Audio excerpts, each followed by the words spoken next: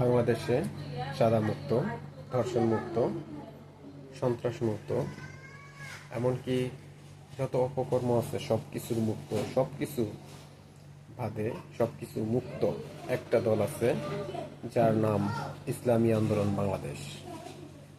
কেউ এই পর্যন্ত বলতে পারবে না যে ইসলামী আন্দোলন বাংলাদেশের সাথে কোনো খারাপ কিছুর সাথে সম্পৃক্ততা পাইছে বা আছে।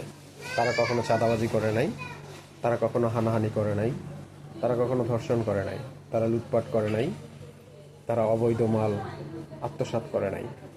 শুধু একমাত্র দল যেটা বাংলাদেশের মধ্যে সব কিছু, যত খারাপ কিছু আছে সব কিছু থেকে মুক্ত আছে, ইসলামী আন্দোলন বাংলাদেশ। ইসলামী আন্দোলন বাংলাদেশ জিন্দাবাদ। আর এবারের নির্বাচনে যুবকদের যুবকদের এবার নির্বাচনের সবচেয়ে পছন্দের মার্কাটা হাত পাখা। আর এই হাত পাখা মার্কাকে সবাই ভোট দিবে।